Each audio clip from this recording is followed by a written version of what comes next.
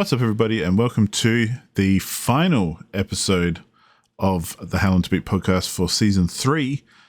I am, of course, Avatage, joined, as always, by my fellow co-host, Paula, aka Pokepaw. Hello there. Up at ungodly hours of the morning. God damn it. Yes, welcome to Paula's up early and Josh is about to fall asleep. So, we're doing it again. And again, and again. This episode, as it is the final one, we're going to do things a little bit differently. So strap yourselves in for some wacky changes. No, maybe not. But we're not going to talk about what we've been playing. We're not going to talk about what we've retired or what we've completed.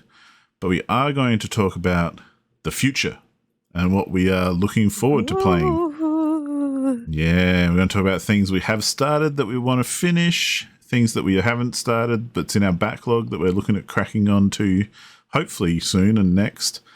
But then we're also going to talk about some upcoming game releases that we're both excited about throughout the rest of 2004, maybe even into 2025. And then we'll see how we go for time, and we might do a couple of other things at the end, or we might just see how we felt about Season 3 anyway and call it a day. So yeah, Paula, why don't you let us know what games you've started and plan to finish soon and are most hyped about as well, because, you know, we'll get to it eventually, and maybe even some more now that we don't have to spend time recording a podcast. We might have time to actually play some more games. Yeah, and we are going to also focus on the one game we are keen on playing instead of having to play multiple games, so we don't bore our dear listeners over here.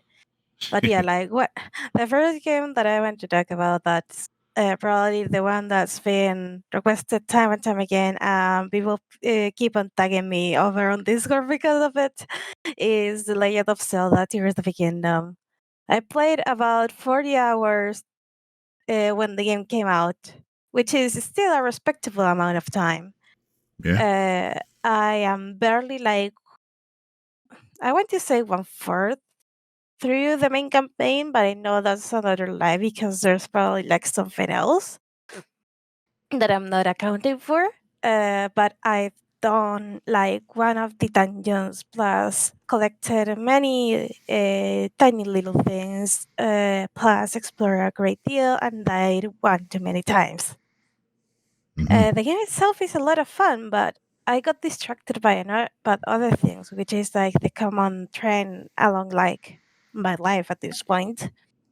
And it's not that I don't want to play; it's that most of for the better part of a year, I didn't have the game with me because it was yeah, I'm only staying at my boyfriend's for a month. I ended up staying there for a year, but anyway. Just never went home. I'm back home.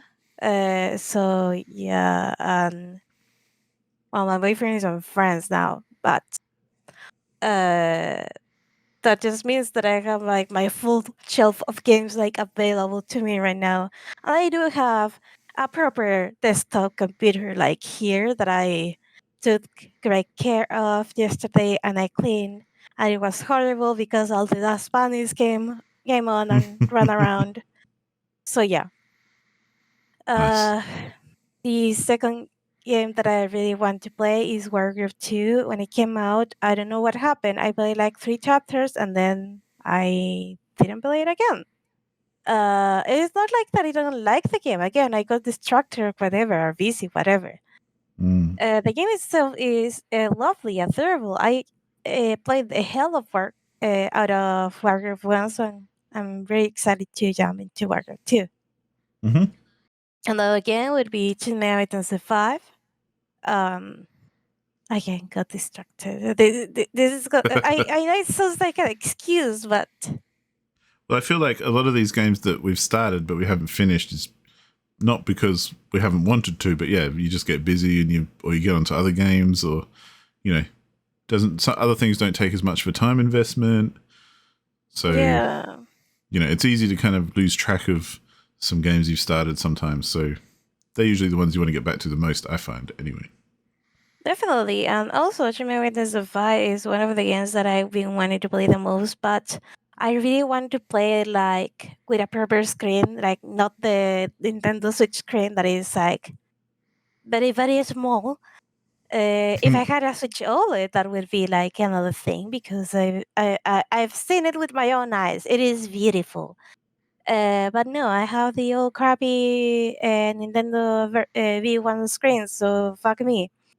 There are still games that I want to play that look like ass on like smaller resolution screens, such as the Xenoblade games. Like, ugh. I tried to play Xenoblade 2 like on portable mode.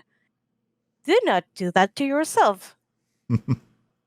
It looks beautiful in a bigger screen, but in a teeny tiny screen, no, thanks. Well, for Shin Megami Tensei 5, I think I'm like, um, I don't know what for whom this is gonna be mean something, but I'm like back out of the demon world to say something, and having like the first snippet of actual story of the game. Mm-hmm. But yeah, that's around where I am, like 10 to 15 hours into the game. The Cruel King and the Great Hero. I know I love this game. I play it a lot, but I have to get back into it. Elden Ring. I beat the first boss. Market. Uh, or at the very least, that was my first boss. I remember running around somewhere, and I haven't touched it since. Partially because I was able to play it because my boyfriend was out of town that week, and I have his computer. My laptop is a potato. It doesn't run shit. So now that I'm back at the apartment and I have my tower PC, and we have like the Terrain library thing from Steam, I might be able to play Elden Ring again. Finally, Mm. it will be Fire Emblem Engage. I love this Fire Emblem game. I passed chapter 20, so I'm pretty much at the end game here, and I haven't finished it. So yeah, those are my what I've started, but I want to finish games. Or the Yeah. very least that I want to finish the most, or like the soonest. Seems like there's a few there that will take some time as well. Definitely, but also like just let me say that I've selected games that I haven't touched in a while. So Mm. I still want to play like the things that I've been playing, but I am already playing those. So yeah, fuck that. Yeah. True. Well, yeah, for me, my first one that I want to finish is one that I started not very long ago, but then kind of haven't touched for the last couple of weeks, which is Dredge, the kind of Cthulhu-y spooky fishing game. It's just really cool, and I want to keep playing it. I haven't done much in it, but I'm of all the games that I'm kind of fresh on, that's the one that I think I'm most keen to keep playing and see where it goes, because it looks like it could go in very interesting directions. Similarly, not similarly, kind of similarly, I started playing Starfield a long time ago, but then I upgraded my computer and never reinstalled it because it's like 100 gigabytes plus to download and install, and I didn't really have the hard drive space. And it's kind of a long story, but I'm trying to, the way that Windows and Game Pass kind of manages their, the way they install games and stuff on your computer, they make all these weird folders that they kind of lock you out of and make it hard to delete and everything. So I've tried to just keep Game Pass games on one single drive, on their own little drive. And that meant that space is a bit of a premium for those as well. So I haven't really had the space to put Starfield back on yet, but I will. And I'm looking forward to playing it. I know it's Starfield and it's Bethesda and it's all that kind of thing, but I do like those games, and I am looking forward to seeing, what Starfield actually has to offer, even though I've heard a lot about what it doesn't have to offer, so, but that's okay. I'm still excited about it. In a complete opposite direction, I have almost finished Paradise Killer, which I think I mentioned at like the beginning of season 3, because I was close to finishing it then, but I never actually did get around to. Not for lack of wanting to, because I really do want to finish it. It's more I want to like spend all the time I can to finish it in hopefully like one go. So I think I need like to set aside an afternoon and finish off Paradise Killer, because I've got like a few things left to do. But that game is just, man, that game is fucking cool. Like it's one of the coolest kind of detective mystery games I've ever played. And I would highly recommend it to anyone who likes a bit of a mystery game and likes to explore and find out things and kind of interact with a very weird and unique and creative world. Definitely, yeah, Paradise Killer is pretty killer. So I'm looking forward to finishing that one. Yeah. I also started a long time ago Need for Speed Heat, but for some reason I just never continued playing it, although I think I'm playing it. I can't remember what I'm playing it on. I think I'm playing it on PlayStation 5 because I think it was on PS Plus, or maybe I bought it on there when it was on special. I can't remember. No, maybe I'm playing it on PC. I honestly can't remember. I'll have to check my How Long to Beat record for that. Because I also think I've got a couple of copies of it, because I think it was given away in certain areas, and I did have a copy that I'm not playing because I'm playing it on a different platform. Anyway, that boring shit aside, Need for Speed Heat it's very cool and it's very good, and it's a classic, typical. It's kind of Need for Speed going back to its usual form, because they kind of had a few blunders in recent times with like really boring Need for Speed games that were just open world and weird. This one's kind of open world and weird as well, but they've actually focused it a bit, and it plays well. So I want to finish that one off, but again, I kind of need to get back in the rhythm of it, and I've kind of been going down the whole WRC rally game hole lately. So once I've finished with that, I'll probably get back onto Need for Speed Heat. But that's always in the back of my mind as like the racing game that I need to continue playing. Because I've got other Need for Speed games as well that I need to play as well, like Need for Speed Underground. Not Underground. What's the most recent one? Maybe it is Underground. I don't know. Doesn't matter. The point is there are other ones to play as well. So, and I don't like playing too many at the same time. I also want to finish Outer Wilds, which again is such an amazing game. I want to give it the time that it deserves to finish it. So I've played it bits and pieces here and there, but I'm never actually satisfied that I've kind of gotten like stuck in as much as I want to. So I want to give it like a decent few hours at a time to really just get lost in the world and really explore and discover things and learn things, because that's kind of the point of the whole game, where, it's such a creative, such a interesting premise and everything for a game that, for anyone who doesn't know, it's basically a space exploration game, but every 20 minutes the whole world resets because there's like a cataclysm and the whole solar system explodes. So, but you also reset. So you wake up 20 minutes ago every time it explodes, which is weird. But every time you go out and explore and do stuff, you can kind of learn new things and, hopefully learn more about what is making the place explode. And then obviously I haven't finished it, so I don't know how it ends, but I imagine there's some sort of resolution in that anyway, whether it's to, accept that it is going to explode or prevent it perhaps. Oh. We shall see. But I want to finish that. Another one that I haven't picked up in a long time, for the same sort of reason. As I'm reading these again, I'm kind of figuring out that half the time I put stuff down and don't pick it up because I want to give it more time than I think I have available.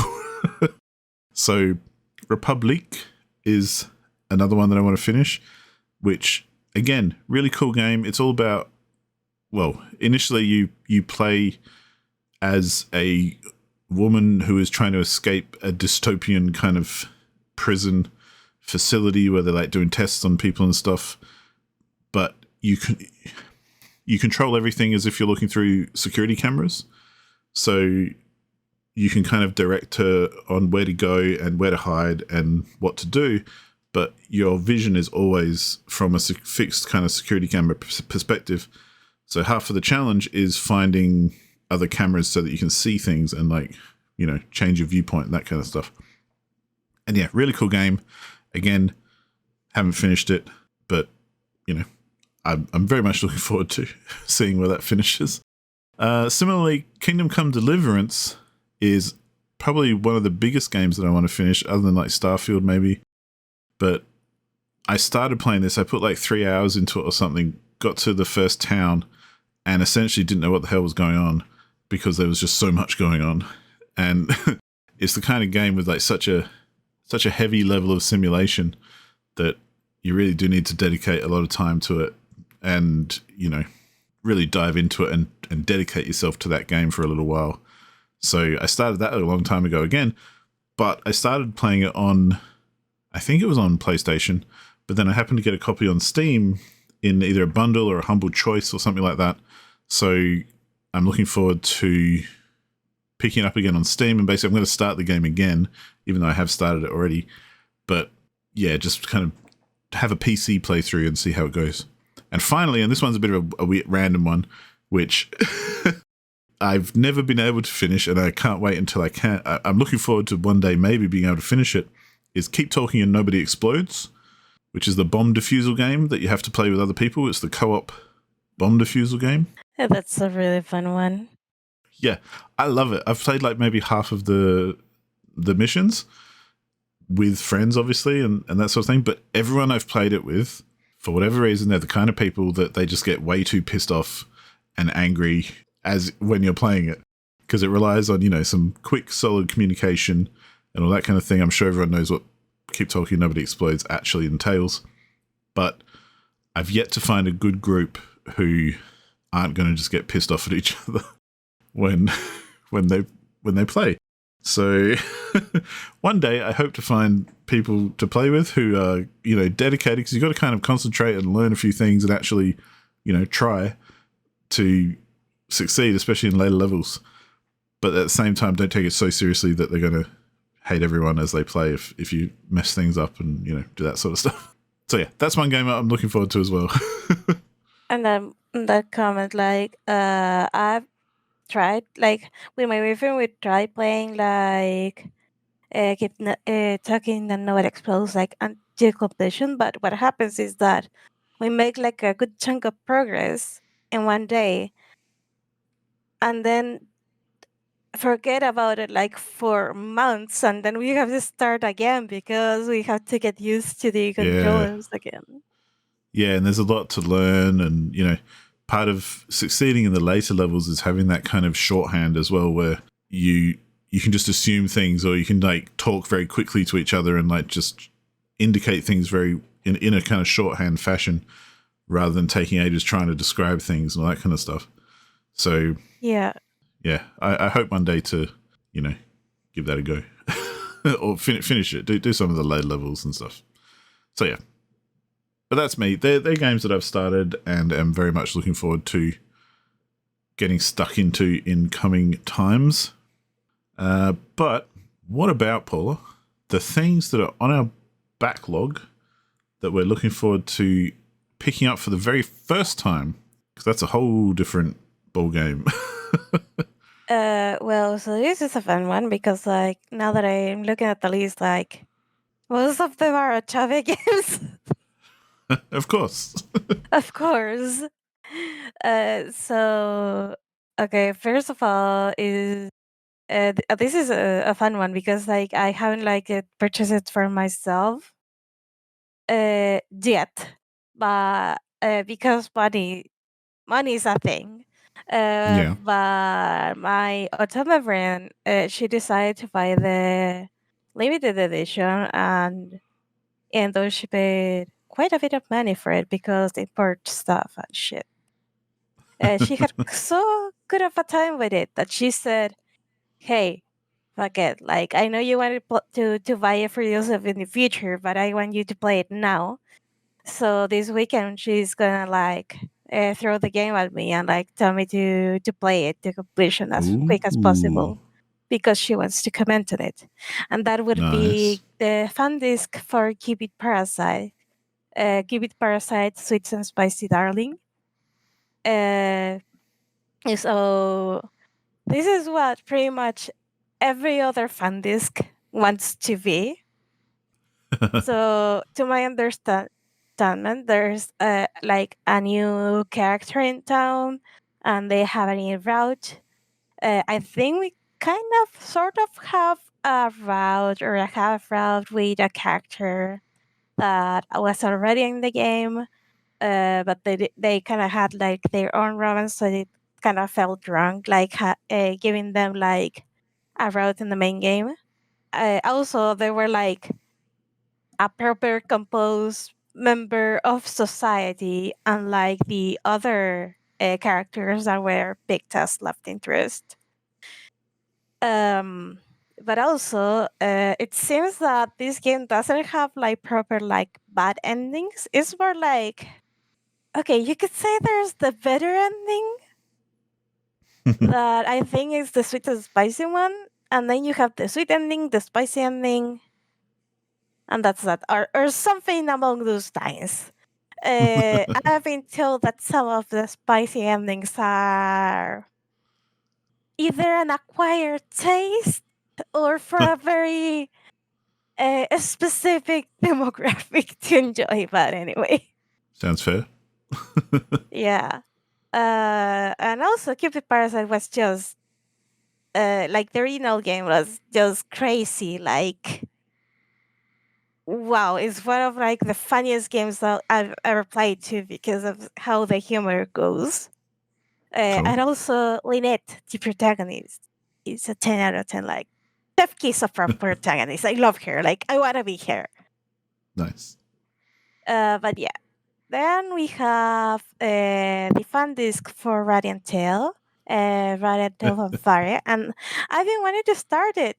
I swear, but I'm just so tired at night when I come back from university and work and stuff like that. So it's like I've been ending up, like playing a little bit of Poker Rogue and falling asleep pretty much.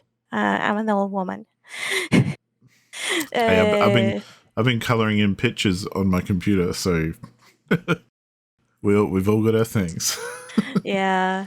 I've also been reading a lot. Like that is like the other reason why I haven't like quite played a lot recently. Nice. To the unaware, I've been reading a light novel series called Ascendance of a Bookworm. I am aware that it has already like wrapped up in English over on J Novel. Please no spoilers. Be a decent human being. I am reading it physical though, and I'm about halfway through. But I ran out of books to read because I read too goddamn fast and in each waking moment. So that explains why I haven't had time to play. I've been doing other shit, but anyway. Nice. Uh, so yeah, the other game that I want to play, and this, even though it is not it is not an atomic game. It does have some sort of like dating mechanic over here because it is like Lake Park Legacies. And this is a fun one because it is a city builder, but Mm. the way you bring more people into the city, you either like have them like come here like by themselves, but sometimes you have to like find a bachelor for each of your already like your inhabitants who have already like come of age, and you have to one make sure they're compatible, and two make sure the person they're marrying is someone who will bring something to your city. Yes. I think I've played the demo of this and I have it in my Steam library, so Yeah, like I haven't played the demo. I watched like some gameplay of it, and it was like genius. I want it. And it was funny yeah. because it wasn't me who found this. It was my boyfriend, and he said like, "Hey, this kind of looks like something you play," and it was like, yeah, you're right." Precisely. hmm The next one is Taisho Alice. This is an interesting one. It is an atomic game, but this one got released in 4 separate chapters on Steam. So it's Taisho Alice 1, 2, 3, and Epilogue. Mm-hmm. Uh, And first of all, I waited until all the parts were released and probably on sale to buy them. Then I forgot about playing that because I'm not like I do like to play visual novels on my PC, but if I have the option, I'd rather play it on my Switch. Yep. But since Digitalis doesn't have like a proper physical in English Switch release, I ended up buying a PC, only to realize a while later that the devs put out like a patch on the Japanese version so you could play it in English. So fuck me. I'm still gonna probably play it on Steam, mainly because importing the Japanese version or even just buying the Japanese version is more expensive than I haven't even played Sunless Slightly to rebuy the game. I know it sounds silly, but for example, could realize I think I have like 4 copies of each game of the series at this point. But that's because I really love the game, and each time it has a new release, I have any excuse to play it just because it's like, hey, it might have some new content, or like it just looks prettier because bigger screen. I am a simple bitch. The one game that is not an Atari game, but it still has multiple endings is Catherine. Still very Uh, anime. yeah, I do have the PlayStation 4 version of Catherine Full Body, but I'm tempted to just buy the original Catherine on PlayStation 3. Why? Because Catherine Full Body does add an additional character, and you would say like, "Hey, but that's extra content. Why wouldn't you want that?" But I'm quite sad because it seems that it's not like the good extra content. It's more like the slapped on extra content. So Uh-huh. I've been like, I still kind of want to give it a try there, but also I would like to have like the original experience. So I like literally like the only reason why I haven't played it is because of my indecisiveness. And it sucks. For Yeah, I think the I've retired Catherine Classic, as it's called, Mhm. because yeah, it was a very interesting game, but I got a bit frustrated because Yeah, yeah, it's a weird one because it is a puzzle game, but it's a puzzle game where you have to think quick, and yeah, it it's and the controls are a bit weird, but yeah, yeah. Oh, I haven't accounted the controls. Maybe like the I'm gonna look in like into like the quality of life improvements of the Catherine yeah. full body. I'd Maybe say it might be worth checking out to see if they have kind of made it a bit slicker. I would say in the puzzles because some of the puzzles like I lost them in a very frustrating way where I didn't yeah, feel like it was necessarily my fault. It was more like controls being weird and stuff. So yeah, yeah, but that I'm could gonna, just be me. yeah. So I may want to check that out then. The last 2 games. Well, first of all, tried Maniacs. This one has like I got it on release day, but because of Idea Factory thinking it was like the coolest shit ever to have people like waste an hour on stream to show like a minute of trailer. I guess the people over on the Otama community overall like had mixed feelings about the release of the game. I don't want to give it a try because, to my understanding, it's like if they try to make a Danganronpa game, like they try to like take like the overall vibe and like the murder mystery part of the Danganronpa game and put it like into a Totome game. right. I don't know how that's gonna work out, but the game looks cool.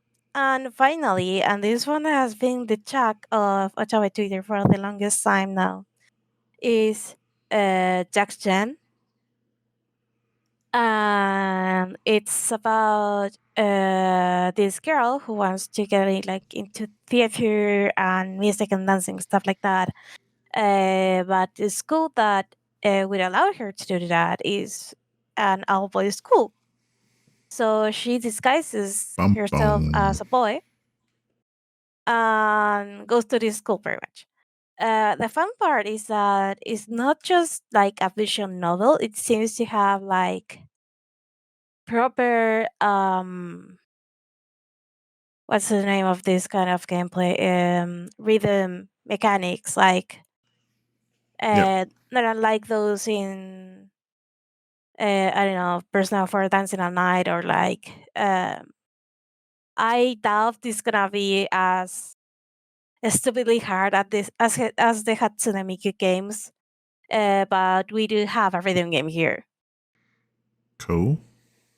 And also, the art is beautiful, and it was done by the mangaka of Tokyo Ghoul. So yeah, and also it was like one of wasn't like some list of highest rated games like last year. So the hype is real. Cool. Very good. And those are my games. What about you, Josh? Well, one is a recent release called The Operator, which I played the demo of during a Next Fest, demo session, and it was fucking cool. And so when I saw it was released recently, I just kind of bought it straight away because I'm like, yep, easy sell. The premise of it is kind of like a puzzle game, but you're like a hacker. But it's more interesting than that, I think, because there's the bit where you're, hacking like any other hacking game. But then there's stuff where, like in the demo, you took control of a drone and flew it around an office, basically in like 3D space. And so you've got your desktop of like all your hacking stuff, and one of the windows is like the camera of this drone.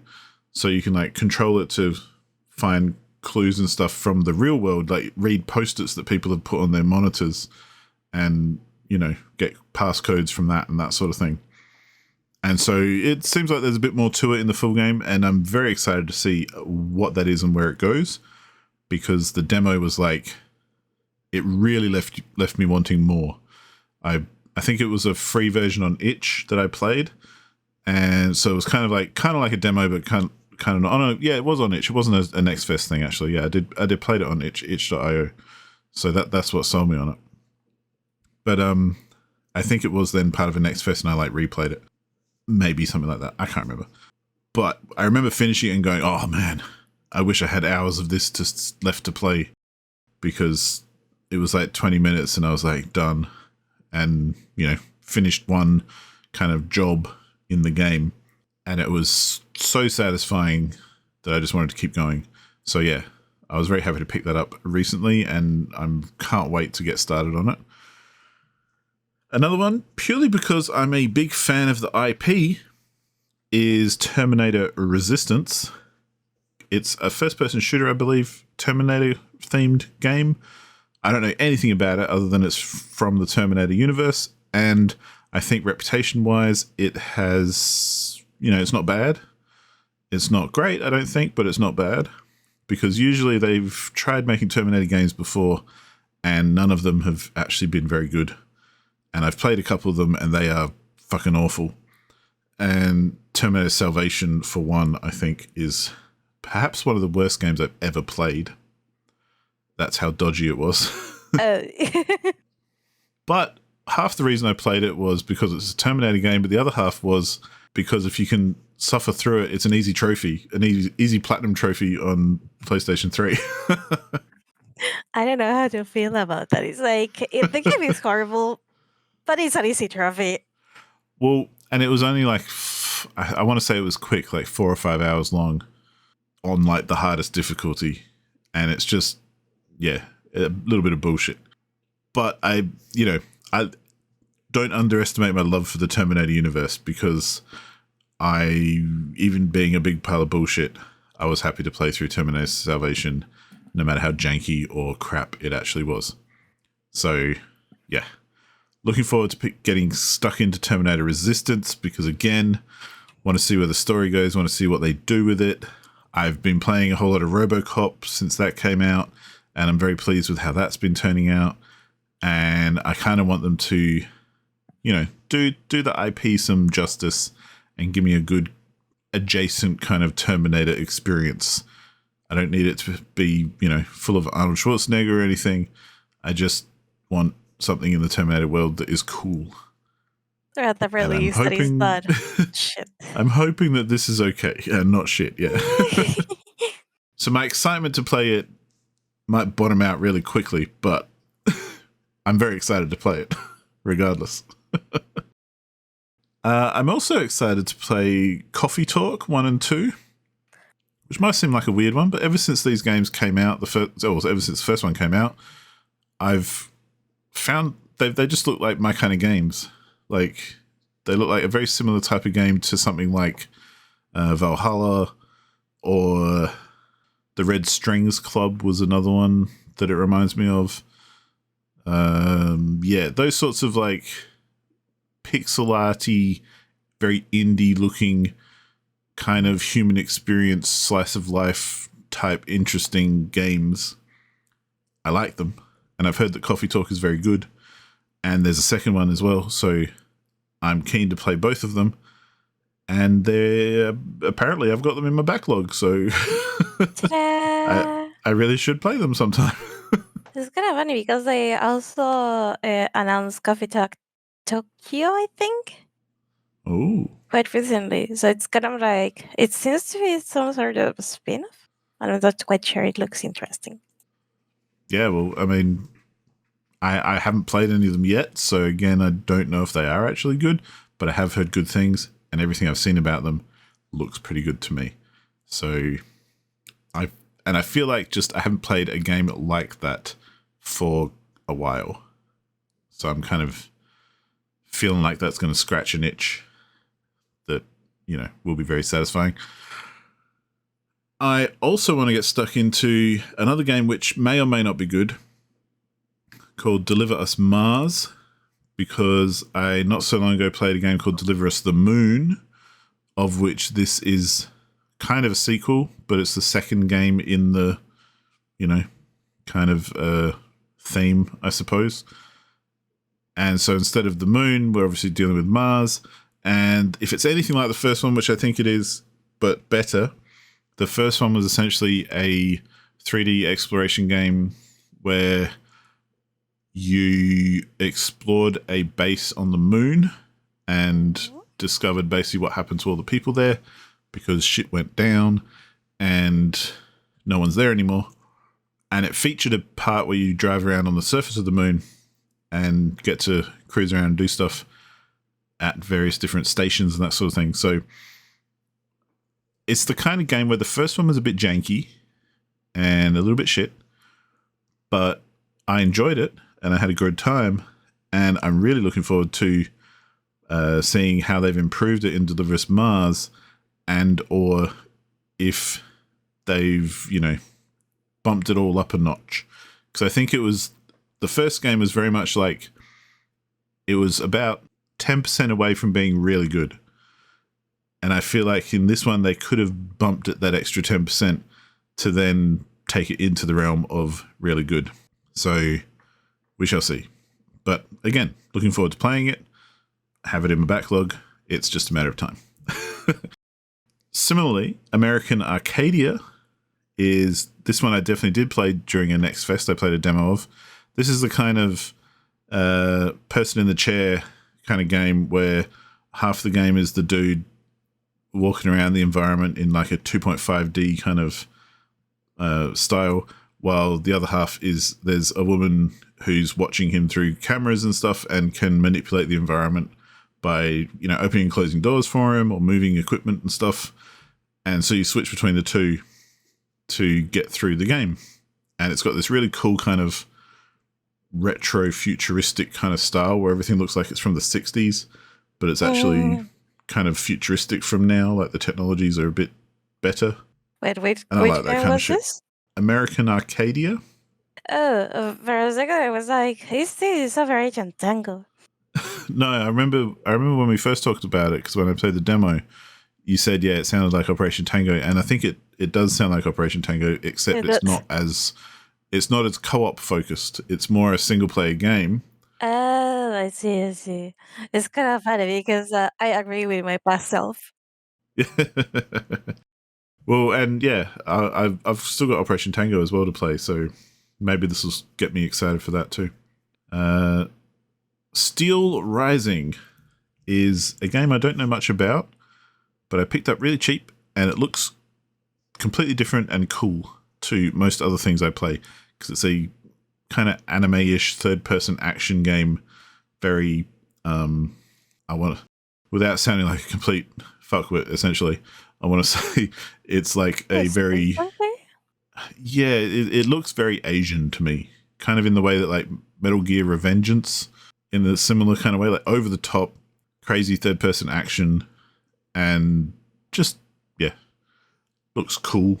But for some reason, I don't know why, I'm intrigued by this game, and I picked it up in like a humble choice or something, and I'm really looking, it's like up there on my list in the back of my mind that I've got to get started on it and get playing it because it looks really cool and looks like something I'm going to enjoy.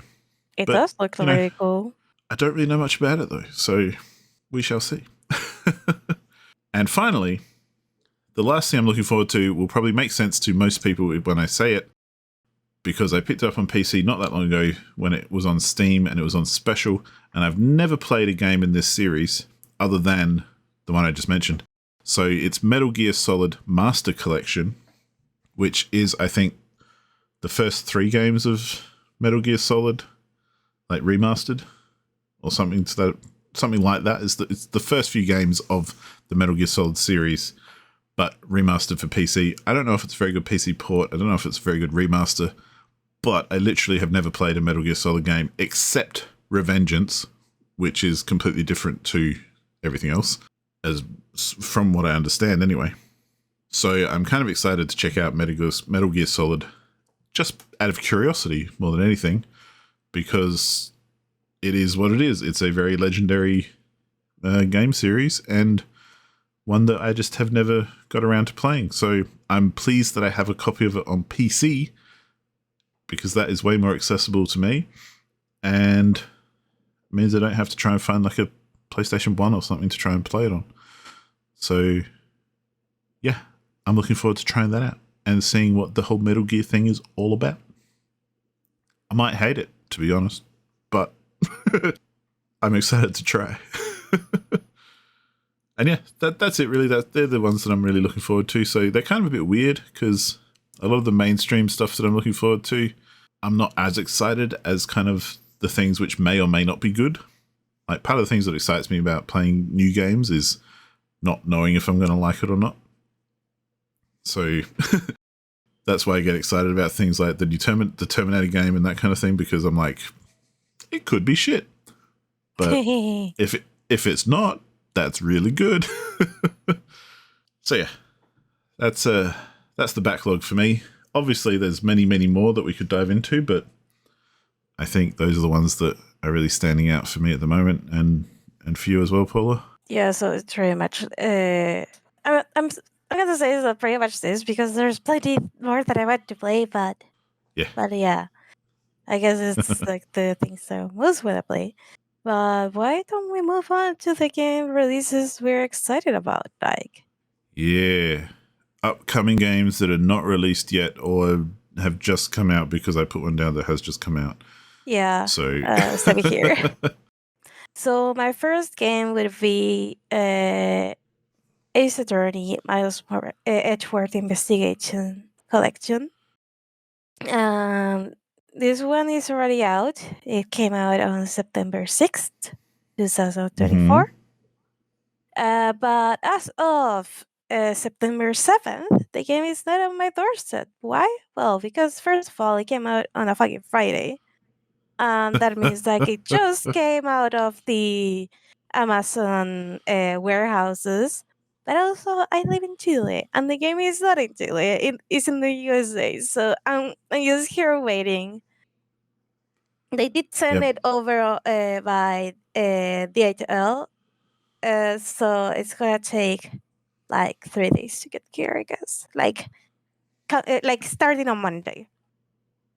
Nice. And even though I've already played it, and this kind of cheating, like I've already played the this duology, but the thing is that this is the first time Miles Tour Investigations 2 has received like an official English localization. So I'm quite excited to play Very it. cool. That, and this is just like a little part of the Ace Attorney lore. So you're able to present your badge to pretty much everyone in the game, and they'll sometimes tell you like, "Get the fuck out of here!" Like, why are you showing me this? But sometimes you'll see like quite the entertaining conversations. So Capcom decided to give control to the chat over on Twitch, and have the chat control the game. And Oh. over the first hour of streaming, the chat has already told Gamshu the Edgeworth badge for the 20th time. So yeah, Nice. I'm quite excited for this game. Watch me not Yeah, play it yeah. until next year. Well, that's the thing, isn't it? Yeah.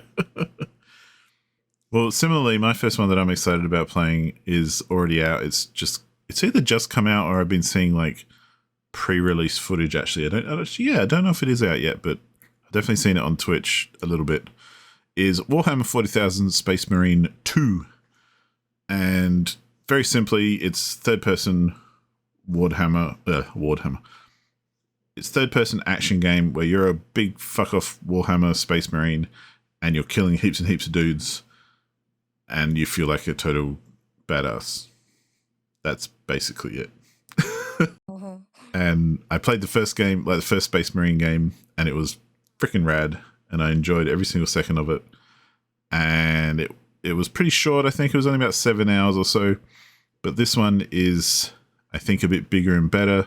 You can also play it in co-op as well, which I may or may not try to do depending on how I feel about the game, because sometimes you just want to have your own little experience and tell everyone else to Fair bugger enough. off. Other times you think, yeah, this will be a good fun bash to just fuck around with some friends. So we shall see.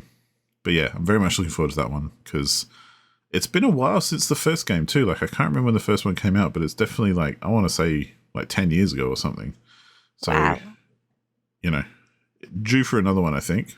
Mm-hmm. Especially because Warhammer kind of, Games Workshop let anyone do anything with Warhammer. So I'm surprised this one hasn't been made already. But yeah, I hear it's good. So I'm looking forward to it. Beautiful. So the next game on my list is The Legend of Zelda: Echoes of Wisdom, and this one will come out on September 26th, 2024. And I'm quite happy about it because it's, first of all, made on the style and engine of The Legend of Zelda: Link's Awakening, and that was fucking adorable. But also because this is its first time on a Nintendo release, publicly recognized Zelda game Right. that is not on CDI, where you play as Zelda. Oh, cool. And I say this because Zelda and the one of Gamelon does not exist. So yeah. Zelda's the dude with the green outfit, yeah? I joke. I know it's not that. Yeah. But yeah, like I'm quite excited. The gameplay looks quite a bit different from when you play as Link. So this is gonna be interesting. Yeah, that's cool.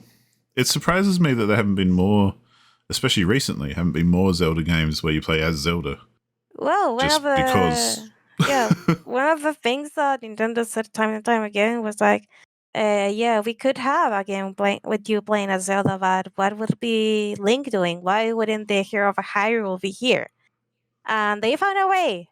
Well, maybe They Zelda can found a save way. Link for a fucking change. Like, Actually, like the original trailer for the game, like the first one, had Zelda like being like in this gauge of light kind of thingy, and pretty much like Link releasing her, but falling to his demise, falling to his demise through some portal thing that Ganon uh, stuff created. because he Right. technically defeated Garon, but not because shit went down the drain real quick. So Zelda Cool. escaped, Link did not, and Zelda now has to fix everything. So yeah. Cool. I like that. This one, for me, my next super hype game that I'm super looking forward to, which probably is not everyone's cup of tea, Grand Theft Auto 6. So I have purposely had my head in the sand about Grand Theft Auto 6. I literally don't know anything about it. I haven't watched a trailer. I haven't listened to anything about it. I don't want to know, because I get why people don't like the Grand Theft Auto series, but I love the Grand Theft Auto series, and I always have.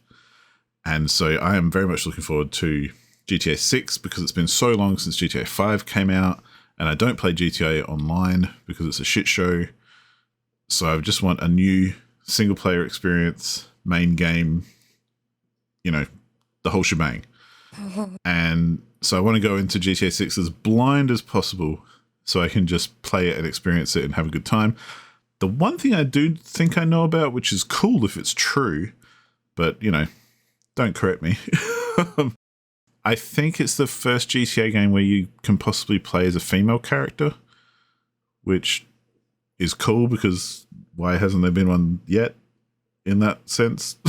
But as much as it's, I know these games are full of macho bullshit power fantasy crap, but I always like Rockstar's writing, and the humor lands for me. I think it's such a good piss take, essentially, on the modern zeitgeist, that it just kind of works for me whenever there's a new GTA game coming out. So I look forward to GTA 6 very, very much. It's one of the few games that I might actually buy on day of release and pay full price for, just because I don't want to hear spoilers and everything, and I'm that keen to play it.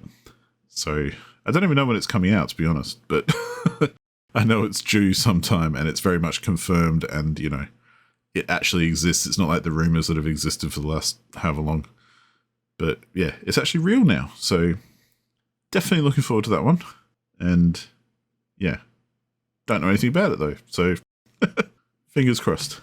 So yeah, for my next pick, you might have already noticed I'm going for by a chronological order, is Meiji Tokyo Renka Full Moon for the Nintendo Switch. And it comes out on October 3rd, 2024. This one is, I have a history with this one, because the original release was for PSP, which I didn't know about until much later. But it got a re-release on PS Vita as Meiji Tokyo Renka Full Moon, with an additional character route plus some extra scenes, I think. But it never came out on English. So this Otome game got an anime adaptation some years ago. Holy crap, it's been a while. And because I like the anime adaptation enough to want to play the game to see like all the routes and how each route would play out. Because of course the character that I liked the most wasn't the character the protagonist ended up with, but whatever. Sucks to be me, I guess. I started investigating like, hey, maybe I could import this and play this. Okay, not only the anime allegedly made the game go up in price, and the cheaper version was the one without the character that I wanted. God damn it. But also, it is kind of like a historical relevance kind of thing, or historical fantasy kind of thing. And if you don't, and at the time I didn't know a lick of Japanese. I took classes later down the line, but I didn't went back to reconsider importing Meiji Tokyo Renka Full Moon because of the price. And because it would take me years to even play a single round of the game. So There's I'm a very so cute happy. bunny rabbit. Oh? Sorry to interrupt, but I was looking at screenshots and there's a very cute bunny rabbit in one of them. Oh yeah, it's if I remember correctly, that is kind of like enchanted doll of sorts, but I don't quite remember why. Yeah, it's But cool. yeah, it is adorable. But anyway, uh, so yeah, I really want to finally have my hands of it because the not only is getting a Switch release, but it's getting a simultaneous English release to boot. Yeah, that's awesome. So I'm so fucking happy. Um, so stupidly happy about it. So yeah, I'm looking forward to whenever the game comes out because I said, fuck it, I'm gonna pay the price and have the physical version because I can actually play it. Nice. So yeah, it's been a long time coming. Go ahead. Next one again is not going to surprise anyone because the next game I'm looking forward to is called Assassin's Creed Shadows. Surprise, surprise, it's an Assassin's Creed game. It's the next one. It's due in November. Although I kind of dropped the ball on this. Like, for anyone who knows, we play a thing called Fantasy Critic every year. And, well, for the last few years. And that's all about upcoming game releases. And basically, it's like fantasy football, but we use video games instead. Check it out on the Discord, on the HLTB forums, if you're interested. Just look for Fantasy Critic League. But usually, that means I'm kind of up to speed on most of the big releases that are coming out. Because people pick them and I go, oh, that looks interesting. But holy cow, I've been so busy this year that I've kind of neglected the Fantasy Critic League a bit, and I haven't been up with everything that's been happening. And Assassin's Creed Shadows, I didn't even realize it was a thing until about a week ago. Because Wait, really? Yeah, like I am that out of touch. And I know someone has drafted it on our on the league, but yeah, I'm usually up with, especially Assassin's Creed games. Like I know before it's even announced, kind of thing. I'm like, yep, we're due for an Assassin's Creed game about now, and I'm usually right. But no, this one just totally slipped by, and you know, maybe it's a good thing. Maybe it shows I've got life happening around me, so I can't pay as much attention to things like video game releases. Ta-da. But I'm looking forward to it because it's an Assassin's Creed game, but it's finally an Assassin's Creed game that seems to be doing like an East Asian kind of setting, which people have been asking for a long time. Mm-hmm. And, you know, it's set in Japan. You're doing all samurai crap, and you've got cool armor and swords and all this kind of things. It's just everything you want from a Japanese set Assassin's Creed game, I guess. Or at least that's what it looks like. And I'm hoping it will stand up. Coming off the back of the last one, though, I feel like Assassin's Creed are in a weird place because they did the whole switch, like changing up the formula when they went to Origins a while ago and made everything like really big and massive, and you know, they kind of got away, I feel, from the central kind of vibe of the whole game, which is the whole planning out assassinations, hunting down people, figuring out how to get to them and how to basically get the drop on them in the middle of crowds and, you know, when you're very much being seen. But they kind of lost all that along the way when they went too big an open world. And they've kind of tightened it back a little with the last game, but it's still not quite there. So personally, I would like to see Shadows be go right back to the roots and be way more like perhaps even the first game or the first two games in the series. But I kind of highly doubt that would happen because, you know, money and franchises and stuff. And I think this will be like the 16th mainline game or something like that. So fair enough, they want to change things, but I'm still waiting for that, you know, that same kind of, I don't know, the same vibe as the first few games because they were just so cool and they kind of lost it along the way.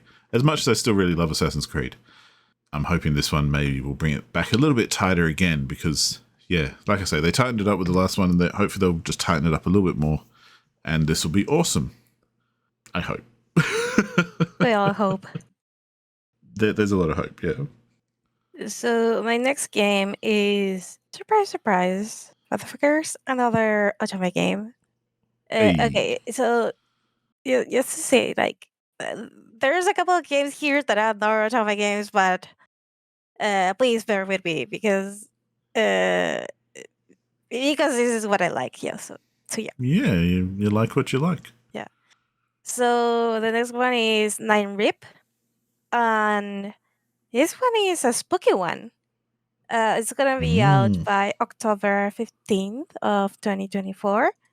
And it seems that love interests in this one have been designed or like created after either like some ghost stories in Japan or something like that. Cool. Not only that, but we have, are there actually like 10 characters? Maybe, I don't know. But we have many, many characters. And the art is 10 out of 10. And also the voice casting is chef kiss for this one. Also, the otome community has been buzzing about this one for a long while. So I really want to know what the big deal is with this one. So yeah, this is gonna be like my Halloween game apparently because it is a spooky one, Nice. and I'm all here for it. Awesome. That's it. Go ahead with your next one. Yeah. I was just thinking because my next one is interesting. So it's Death Stranding 2. Now, I say it's interesting because I kind of have a love-hate relationship with the first game, where I loved a lot of things about it. I really liked it. I thought it was great. But in equal measures, I hated a lot of things about it, and I thought were absolute dog shit. So I guess, again, my morbid curiosity has gotten the better of me, and I will probably pick up and play Death Stranding 2 and see if they have continued with the good stuff or fucked it up and focused on the bad stuff. And I kind of feel like it's going to do both because that's what the first game was like. Like, I like the fact, well, I didn't like the way it was marketed for starters, because it is essentially a walking simulator. A very good one, but it is one where the whole game is just you fucking walking everywhere and, you know, going over terrain, and it's a bit challenging here and there and all that kind of thing, that's for sure. But there's not much else to it. And then in between those walking sections, you get nonsense kind of story that, well, not even nonsense. Like, I like the story. I like the whole ambiguity of the story. I like the whole philosophical nature of the story. But then I hate things which are very Kojima, like the names of the characters. Pretty much every character. Well, like there's a character called Die Hard Man. I mean, that kind of speaks for itself. Hang on a second. I'm going to look up the others. Oh, there's a character called Fragile, who, guess what? She's fragile. I see. There's a character, well, your main character is called Sam Porter Bridges. Yeah, his name is Sam, but he is a porter by trade, hence his middle name is Porter, and he builds a lot of bridges, so his last name is Bridges, both metaphorically and literally. Ta-da! And this is what I mean. I'm like, yeah, it's a bit on the nose, to be fair. To be, you know, to put it nicely, I guess. Define nicely. As in not just saying that it's absolute shit. There's a guy who, there's one character who, like, regularly dies, but then he's got like a thing attached to his heart that brings him back to life. So his heart stops, and then he kind of like defibrillates himself, and he comes back to life again for like 5 minutes, and then he dies. And then he defibrillates himself, comes back to life again. Guess what his name is? His name is Dead Man. Oh God. Please stop. Yeah. Yeah. Oh, there's more. uh, I get it. Put me out of my picture here now. I get it. I'm sorry I ask. Oh, no, sorry. He's not Dead Man. He's Heart Man, which is even worse. So anyway, you get my point. It's this is kind of very Kojima to me because it's that kind of bullshit. And those sorts of things I hate, or I hated the whole, there was obviously a sponsorship deal done with Monster Energy, because whenever you went back to one of your habitats where you could like go to sleep and, you know, change your loadout and that kind of thing, there's also a table full of Monster Energy drinks that you can sit there and drink. I've seen that. It's fucking stupid. But having said all that, that's like stuff I hated, stuff I liked. I enjoyed the gameplay. I enjoyed especially the areas where you're walking around. There's like the ghost things or the undead things that you have to try and avoid. And I loved all that. That was really fun, tense kind of gameplay and challenging. I loved the boss fights and everything that were in there. The combat in it was actually good when you got to fight things. So, you know, it was a lot of fun in many, many ways and a very cool game. And I really liked the graphics. The online interactivity, again, though, was a bit shit, I think, because there was this thing where basically you're the only one in your world, but other people in other worlds can like build things that will then show up in your world. So, you know, if there's a big river to cross, someone in another world in their game might build a bridge across the river, and that will show up in your game, so you can then use it as well. Or, you know, you might put a ladder somewhere that kind of makes it easy to get up high onto some rock. That will show up in someone else's game. And when it does that, they can choose to like it and, you know, basically send you a like, which you then get, and that gives you bonuses on your end and, you know, all that kind of stuff. In theory, that's cool. In practice, it takes what is kind of a very poignant and solitary exploration experience and fills it with a bunch of junk, because you've got this beautifully rendered landscape with amazing graphics and, you know, very realistic kind of terrain and all this kind of stuff. And it's kind of, I like the isolation of it and the desolation of it, where part of the theme of the whole game is the separation between people and how they are all kind of isolated in their own little way. And you, as the delivery man, basically, the Amazon courier, you are connecting people and, you know, doing all that kind of stuff. And it's kind of, that's kind of the nice side of it. So the journey from getting from place to place is actually very much a big part of the game. And that kind of desolation and that kind of remote isolation is very much a huge theme, to me anyway, in the whole point of the game.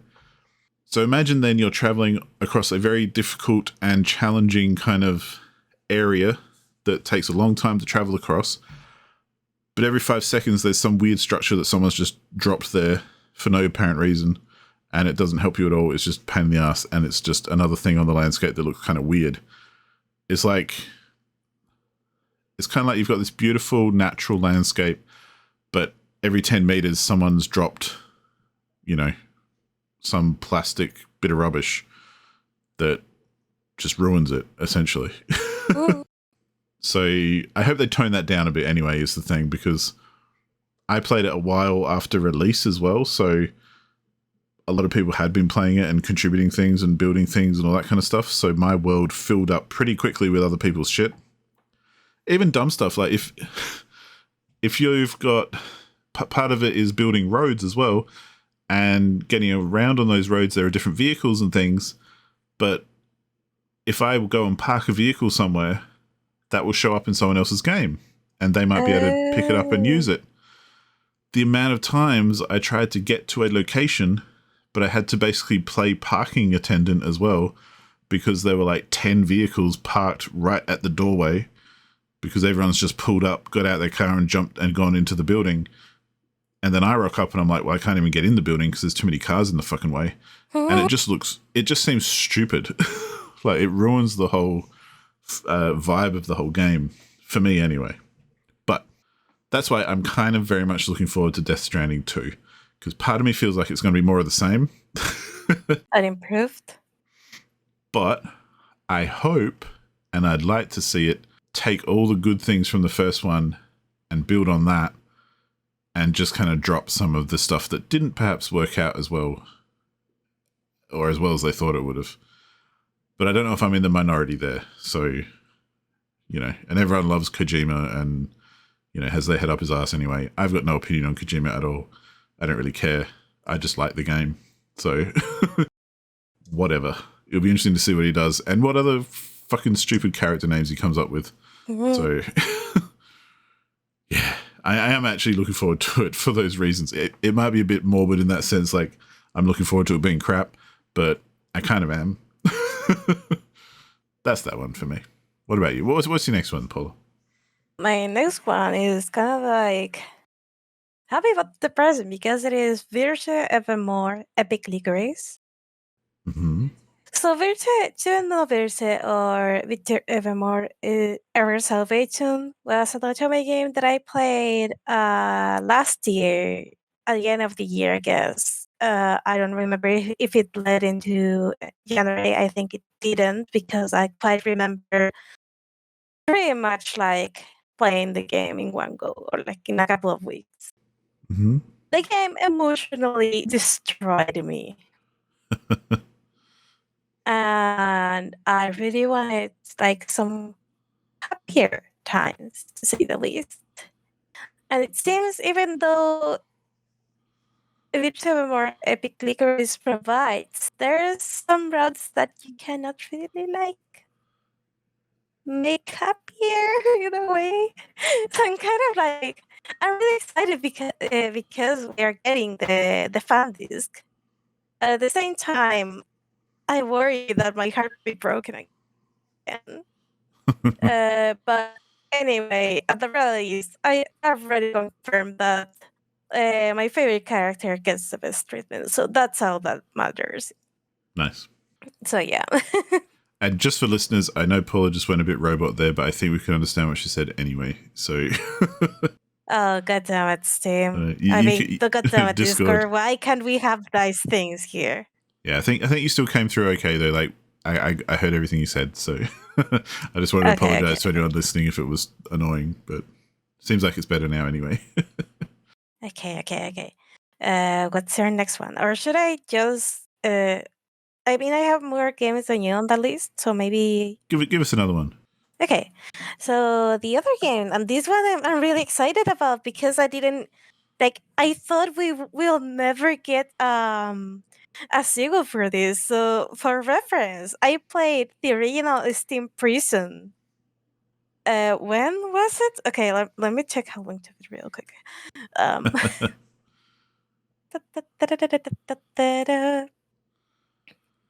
Okay, I'm almost there. Steam Prison. There. Okay, I played the original release on PC all the way back in 2019. I think it got released like a little bit earlier than that. So yeah, it got the English release was on February 14, 2019 on Steam. I played it again on Switch because the Switch version also got like an extra character route that was the DLC. I think it got like some more stuff, and that was on 2021. But now, we are getting a fan disc, and I'm beyond excited for that one. Awesome. And the fan disc name is Steam Prison Beyond the Steam, and it comes out on November 28th, 2024. It will get a physical release in Japan, but it will be multi-language, so I can play it in English by getting the physical version too. Awesome. So I'm happy. I'm a happy camper. So yeah, go ahead. It's going to be a busy couple of months for you, Paula. Yeah. And then there's nothing in December, but more on that later. My next one should also be pretty, I'm sure I'm not alone. A lot of mine are kind of big mainstream games, but, as opposed to Paula's otome weirdness that I don't, I say that with love because it's weird to me because I'm not up with that scene. But my next one is Wolf Among Us 2 for a couple of reasons. One, because obviously I love Wolf Among Us, the first game, and there's been rumors forever about this one coming out, and it actually is coming out now. But also, I kind of miss Telltale games because I like them. And I like that format of game where it's, that kind of 3D point and click where you make decisions and things happen and there's a little bit of a branching narrative where things change as you go. Or you get to see what everyone else decided to do and did they decide to save that person or not, blah, blah, blah, blah. Like in The Walking Dead or that kind of stuff. But so yeah, I'm excited to see a Wolf Among Us 2 because I also like the world. I like that whole idea of, the alternate folklore fairy tale character kind of world because that stuff just appeals to me anyway. And yeah, the first one was rad. I hope this one is just as rad. And I hope they don't do too much different. Although, maybe they will and it'll be even better. But I'd hate it if they reinvented the wheel and kind of dropped the ball. I guess is always the worry with new games like that because they nailed the first one so much. And yeah, I'm looking forward to this one. I'm keeping up with the sequels here, but holy crap, like half of my games are like sequels. Anyway, Pasta Fellows Season 2. The first one is kind of like, well, it is an otome, but it has this kind of like crime noir kind of ambience. It was really, really good. And I'm really hyped that we're getting the localization for Season 2 on 2025. Also, the community around Basta Fellows is quite interesting because since the devs ask explicitly, like when you fire up the game, it says like, okay, you're allowed to post screenshots and stuff like up to this point in the game. Mm-hmm. The community doesn't really spoil anything. So I don't know. The only thing that I know, and this is because of the trailers or like some word of mouth, is that we're getting interaction with some characters from Psychics, which is another otome game that takes place in the same universe. I'm glad Psychics doesn't get the localization treatment, but oh well, whatever. So yeah, I'm going completely blind on this one, and I really don't know shit about it. So this is gonna be interesting. Awesome. I also don't know anything about my next one because it's basically just a rumor, or at least I think so. But I saw it on a few lists and I'm like, ooh, The Sims 5. And I know all how problematic that is because, yeah, the Sims series is weird when it comes to their releases and they're not always good and they kind of just gouge you for more money and that's about it. And you might as well just go play Sims 2 anyway because it was the best one. But right? I do love The Sims. Like, this is one of my things that I don't necessarily talk about very often, but fuck me, I love The Sims.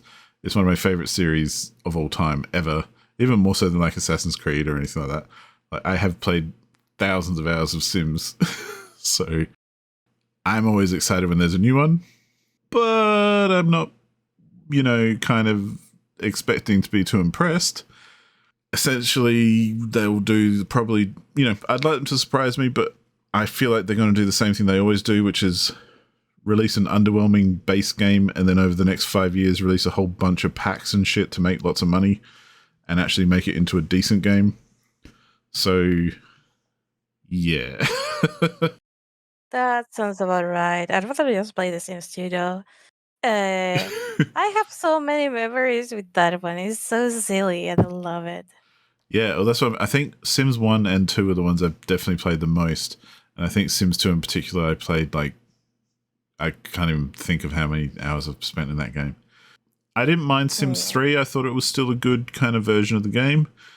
From what I have played of Sims 4, I also don't mind it. But like I say, every time they kind of release it, They release it, and it's about what they don't put in it, and they keep to spend money on later, essentially. That's what makes it Pretty shit. much. I kind of have always wanted them to be a bit more generous with what they give you, or even the DLCs. Like, yeah, there's 50 DLCs, but I kind of wish they'd make it 25 DLCs instead and like double the amount of shit you get in each one. And then it might actually be worth it. Because they rarely go on special. They're kind of expensive for what they are. And, you know, they're kind of just preying on people who are that mad about The Sims anyway. So, yeah, I don't like their business model much at all. But I do like their games, which makes me feel weird. Yeah, it's a love-hate relationship here. Absolutely. So I'm excited it's kind of like, go on. It's kind of like it's kind of like that toxic girlfriend in a way. So it's like yeah, it's that psycho girlfriend who you know is not good for you, but you can't stay away from. Yeah, you just keep coming back because they got the good stuff. Okay, let's leave it at that. But yeah, I mean, move on. Yeah, no surprises there, I think, about the bad side of what to expect from the new Sims game, but I'm still super hyped for it. I love it whenever there's a new Sims game, and I will check it out, and I will hope beyond all hope that it is good, even though it probably won't be. Anyway. Moving along. So this one is not an atomic game. Surprise, surprise. It's Professor Layton and the New World of Steam. Also coming up in 2025. And I'm so excited for this one, mainly because of how, even though I really, really loved Catriel as a protagonist. She's not Professor Layton, but also like the way they did the like, I feel like they didn't make her justice because the game was of a more episodic nature, rather than having like this overarching story developing, and that was just quite a shame. So having the Professor Layton and Luke back for a new release has me excited beyond words. So yeah. Yeah, makes sense. I'm learning as I go through. Again, I learn things when I go through these lists because I put them together, and then as we talk about them, I'm like, I see a common thread here. A lot of these games that I'm excited about are ones that I have a lot of hope for and may not be good, but I hope they are. Such as my next one as well, which is Doom: The Dark Ages, which is the new Doom game. Obviously, I'm a big fan of the Doom series. I didn't like Doom Eternal very much, though, the last one, because even though the Doom, I think 2016, I want to say, was phenomenal. It was a fantastic reboot of the series, and I loved it. Doom Eternal, the follow-up, just focused on platforming too much for me. Like, I don't want to have to think about where I jump to when I'm playing Doom as much as I had to in Doom Eternal. Like, there was way too much parkour for my liking. I want to run around. Wanted to blast some demons. Yeah, I want to run around blowing the shit out of demons and ripping them apart and it being violent as all fuck and just having a good time. I don't want to have to think, okay, I jump over here, then over there, and then I'll jump off of that and I'll grab onto that. And no, not interested.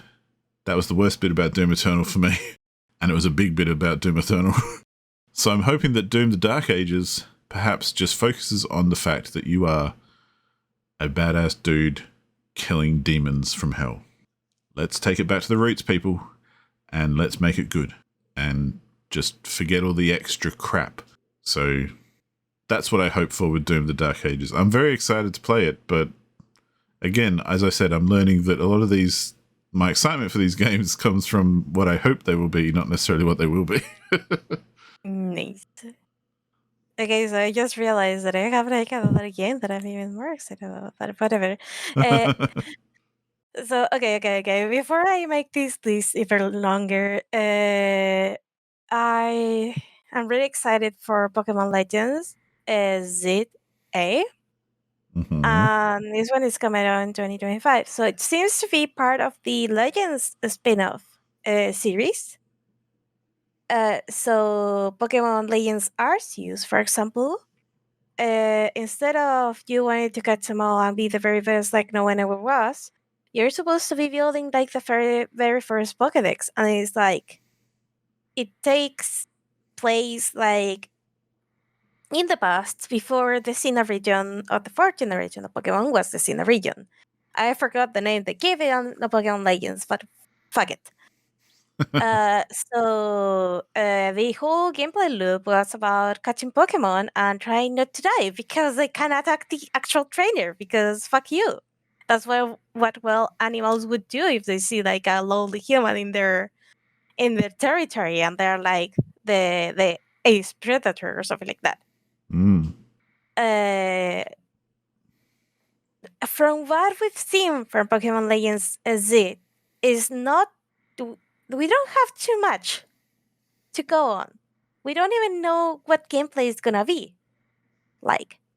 Like this is probably like the game I know the least from my list. But the thing is that I'm so excited for this because uh, this is gonna take place on the Kalos region, and that is sixth generation, and and Pokemon X and Y were the first Pokemon games on the 3DS.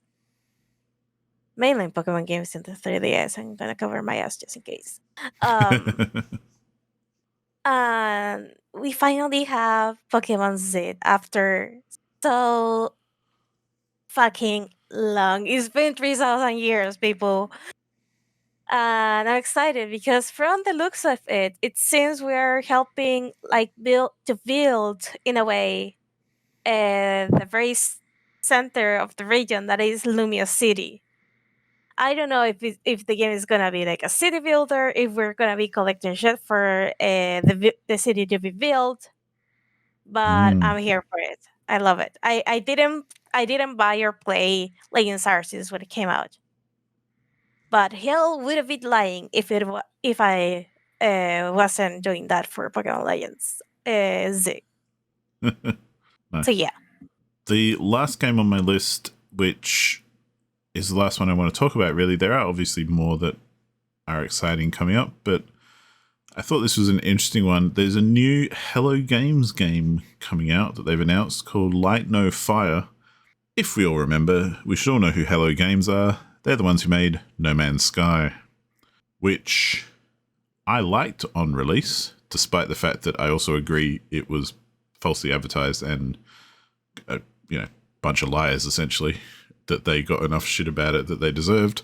And they've since worked really hard on improving, or quote-unquote improving, No Man's Sky and adding lots of features to it and things that they had promised initially that they never had in the first game or in the initial game. And so, they've done a lot of work regaining some goodwill and all that kind of thing, as they freaking should. So, not a lot of sympathy for Hello Games in that sense. However, for my own personal journey with No Man's Sky, they kind of ruined it when they added stuff to it, because I liked the initial version of No Man's Sky, which was about exploring galaxies and like jumping from planet to planet and discovering things and naming them and, just having a good old explore in this creative sci-fi universe. I liked that. I didn't need more than that. Then they bring in like base building and stuff, and it's like, why do I want to build a base on a planet that I'm just going to visit, discover, and then leave again? So they changed the entire gameplay loop by doing that. However, that's fine, whatever. I stopped playing it. I don't care. I'm done. Light No Fire, however, seems like it's more in line with that and kind of built for that sort of thing, because, again, we should all know not to trust what they say in their marketing, so take this all with a grain of salt. Big fat grain of salt. Apparently, this game takes place on a planet, so you're not going to be traveling around the solar system necessarily. But the in-game planet is apparently the size of Earth. So it's fucking huge. I Yeah. personally interpret that as thinking it's a very large, endless, procedurally generated planet, which I doubt has been kind of handmade. And if it is the same size as Earth, it's probably going to be a whole lot of filler and not a lot of killer, because it's Hello Games and that's what I expect from them. I am ready to be surprised and happy, but it's kind of like a bit of a survival, you know, build a base, build up your kind of almost like, I don't know if it goes into like civilization kind of building, but it's definitely about building your own kind of little base and exploring. And I think maybe there might be some multiplayer component, perhaps, where you see some other people and things and you have to meet them and you all live on this planet together. Obviously, big question mark though, because it's Hello Games. And I think anyone who doesn't go into this with a massive freaking question mark at the end of everything is being a bit silly. Because no matter what they advertise, remember, this is Hello. These are the people who advertise No Man's Sky. So let's not forget that ever. And I'm willing for them to make a good game and me enjoy it. That's fine. I'm down. But come on. This is their time to redeem themselves. Or at least a little bit. Will they though? Well, exactly. Part of me thinks they're still spinning a lot of shit, but hopefully they've learned and they'll actually just talk about things that are in the game, even if they still use, you know, marketing speak to do it. You know, like the whole thing with No Man's Sky where they're like, we had to design a physics engine so that, you know, the lighting on planets is made up of the chemical makeup of the air and we had to invent new elements and all this. It's like, no, that's bullshit. You're bullshit. Like, you're talking shit. Let's stop now. Let's just say what it really is. Go to sleep. Kind of. It's like, let's just call it what it is and say, yeah, it's a procedurally generated galaxy with some interesting shit. That's about it. We don't have to start talking about new periodic table elements and all this kind of stuff because that's not what you're doing. And it's the same with this one. Like, if it is the size of Earth, cool. If it's not, let's reel it in a bit. So yeah, I'm very interested to see how it goes though when it does eventually come out, because my god, what a fascinating shit show it could be. Beautiful. Yeah, that's my last one I'm looking forward to. So the last one that I've been looking forward to from this list, because I just remember there's a bunch more, but fuck it. It's Utakata no Ukronia, working title, because we haven't had like the proper English title for this one yet. And that is a very interesting Otome game because, first of all, it's not made by Automate, but it's I can't say with certainty, but if I remember correctly, it seems like some people that have worked on Automate, either by actually being contracted there or like doing freelance work for them or whatever, joined hands and decided to make their own studio. And that is what was the name of the studio? It was like Licobits or something like that. Yeah, Licobits. And the parent producer of the studio is Broccoli. Okay, it makes sense now. But whatever. Yeah, it seems Broccoli has to do with this. I was unaware of this. But anyway, a lot of people, or like at the very least, a couple of people that have worked on Otome games over at Automate are worked on Utakata and Ucrania. One of them being the one and only Didi, which is the illustrator, like the character designer for Pio Fiore, and it really shows in the designs of the characters. Right. And given that some of the other people working in it have worked on games that I like, I'm quite excited for it being localized over here on the West. Besides, it seems that they're doing something interesting with the character portraits, because usually you have like the static portrait. At most, you have the some lip syncing and the characters blinking, but no, they went full live 2D with this shit. Like the characters like constantly move. From what I've seen, the transitions are very smooth, and I love that. Cool. So if this catches fire over here on the West, it might be the push we automate and other companies need to make the games a little bit more fancier, maybe, or like try other ways to make otome games feel like less old in a way, because they've been doing otome games for pretty much the same way for a long time. I do have to say, I am looking at some of the art in this game, and it looks so much better than some of the other games. Yeah, definitely. Like Didi is a goddess. I love her. She's up there with, I don't remember the name of the artist for Cavente and Cupid Parasite, but I love her too. Mm. And she is a goddess as well, drawing hands. Yeah. Yeah. No, it looks good. So yeah, that's the end of my ramble and my ranting, because otherwise Cool. we'll be here all morning. Yeah, I mean, obviously we could talk about hopes and dreams forever because they never really end, and the games be coming. There's always games coming. So, Yeah. But what do you say, Paul? Let's wrap this up with a little bit of a retrospective look on season 3, which we are finishing up with this episode. I thought it might be nice to talk about a couple of things, but first of all, what do you reckon were your favourite bits of season 3? Like your favourite things that we did? Because I've got a couple in mind, which I think might be the same, but yeah. Well, definitely, like my most favorite thing we did was it like the Christmas or end of the year special we did, where we brought pretty much everyone who has been in the podcast before from the How Long to Beat community. Yes. That was crazy. It was time consuming as shit. It was tiring, but I loved it. It was beautiful. Yeah, that was the New Year's special. That one. New Year special ride. But yeah, I think that was kind of a combination from our end, at least, of all the. It was a bit of a nightmare with scheduling and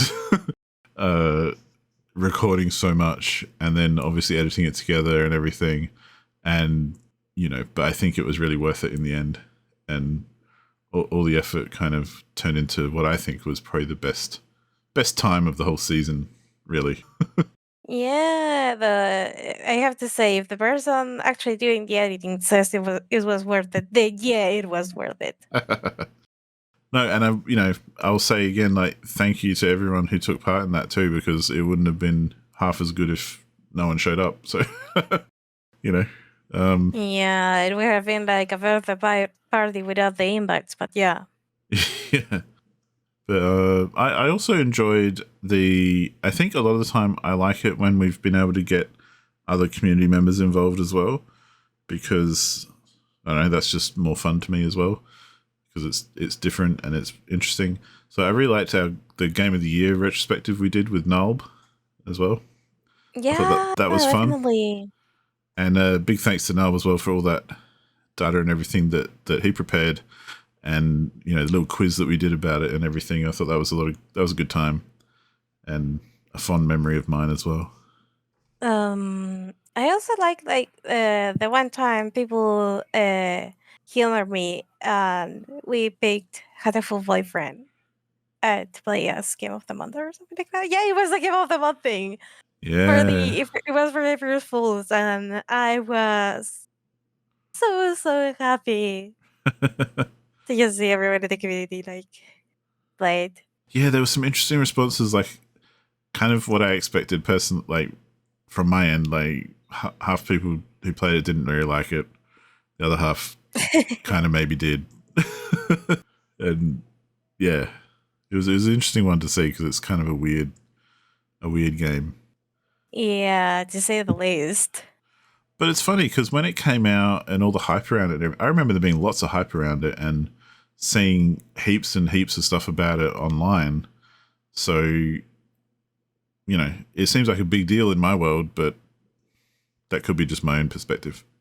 Another thing that I liked as well was doing like event kind of stuff, like the Steam Next Fest demos, or like the Itchmas stuff, that kind of thing. I think is always interesting because, again, it has more of. I think I personally enjoy more of the community kind of stuff, where like Game of the Months, that kind of thing, where it bleeds into the kind of the Helmspeak community a bit more, and everyone else is taking part in their own little way, if not directly. And we get to talk about it on the podcast, and then other people will talk about it as well with us. And that kind of stuff to me is always kind of the highlights for me, and something I will miss not doing this anymore is that kind of level of interaction with the community, I think. Yeah, and also I like when Dragon came in as a challenger and we did the Yeah, Nintendo that was episode. early on, yeah. Yeah. I wish we'd done some more of them, but that's okay. I don't expect everyone to want to argue my stupid opinions. So Or big mine for thanks that to part. Dragon for that. That was a lot of fun, yeah. And yeah, those sorts of things I just think are the best things because you can't do it all the time, but when you can, it's always good fun to do. So Definitely. what about, as to put another spin on it, was there anything that you would have liked to have done before ending the season that we didn't get a chance to, perhaps? Well, another spoiler cast of sorts would have been fun. Yeah. But I don't think we played like a game like in common. Also, the thing we have to do is like play the last of the Rusty Lake games, the one that is a co-op one. Yeah, I'm that's one so thing I was sad going to bring up too, yeah. yeah, I'm sorry we didn't get to one play that, and two make a spoiler cast out of it and invite Rick to Yeah. give it his 2 cents on I the mean, matter. I think we should still play it sometime regardless, but it would have been nice Definitely. to talk about it, yeah, on the podcast and, like you say, get Rick in or someone else involved. That would be cool. But yeah, that's something I wish we'd been able to do before running out of time, essentially. Yeah, and we have like so many ideas for uh, inviting people very much. Yeah. We didn't pull through though. Like we have the Spanish episode with Dragon and Uwe, the Doom deep dive with Uwe, tabletop RPG adventures with Alex, Strix Playdate, Redemption Arc, which we know nothing about with Rick. Well, and as a bit of a peek behind the curtain as well for anyone listening, we had kind of talked about maybe doing like a one-shot kind of D&D type episode as well with Alex and perhaps some other people. And that would have been really cool, I think, to do some Definitely. sort of tabletop RPG one-shot just as an episode. Like, just throw out the regular schedule and just play a game. Yeah, it would have been kind of fun to have like some weird as roleplay where each of us like took either a character or a character archetype from a type of game Yeah, and that'd roll be, with that. Like, just go with it. yeah. Yeah. Another one that we didn't do that we tried to do was we were, again, peek behind the curtain. We were going to do a special Valentine's episode about Otome games with perhaps some other people from the Otome community that Paula knows on the episode. But unfortunately, with schedules and everything, we couldn't make it work at the time. So Yeah. we didn't get to do that. But I would have liked to do that anyway, even though I probably wouldn't have had much to contribute. I would have enjoyed listening to it and, putting that together. That would have been fun. And again, something Yeah, different. Then you would have seen Paula in her natural environment. Yeah, and that would have been rad. So yeah, things like that I think are always, not so much missed opportunities, but just kind of like cool ideas that perhaps never, fell into place because there's so many different moving parts that have to all line up. Yeah, definitely. Though there are ideas that are here for anyone who wants to pick up the podcast whenever they want. Yes, we should have a final kind of shout out for that as well, I guess. Yeah.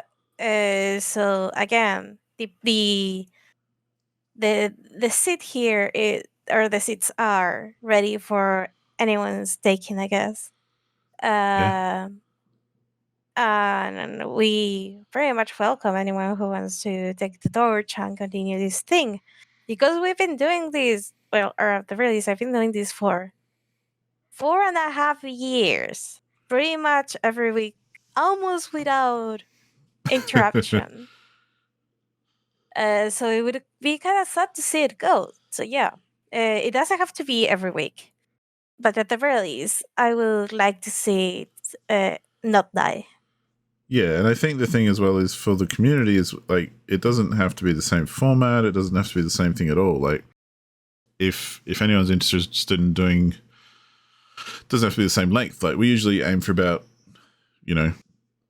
about 2 hour kind of limit on our episodes. Sometimes they go over, sometimes they go a bit quicker, but it doesn't even have to be that. If you are someone who you've got a great idea, you think you could do like a half-hour episode every month, that's cool.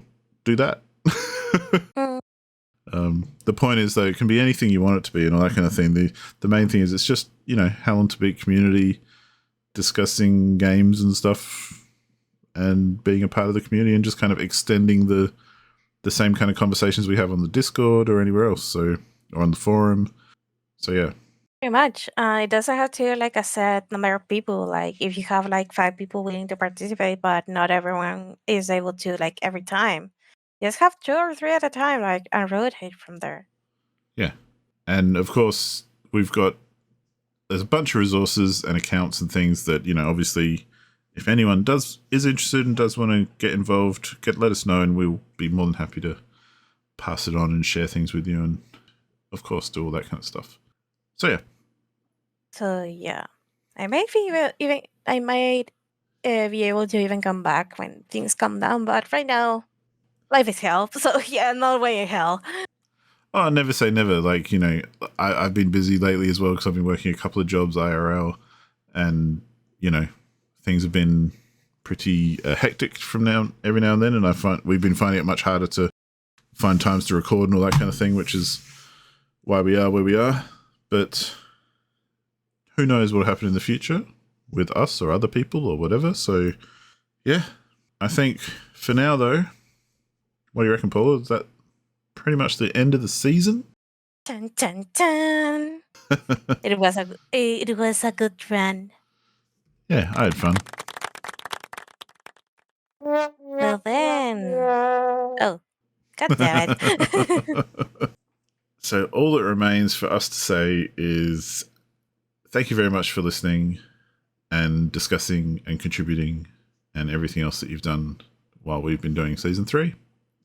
Thank you for listening to all our ramblings on different games that you may or may not be interested in. Yeah. And also for listening to the more not spicy but controversial discussions we have here and there. Yeah.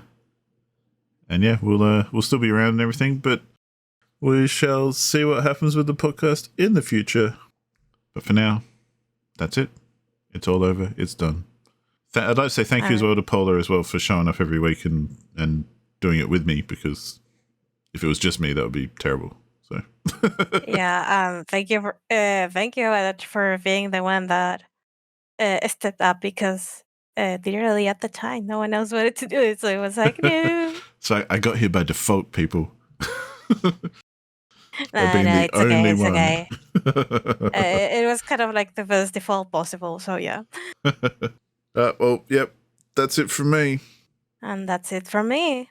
And remember, this is not goodbye. It's see you later. Hey. Bye. Adios.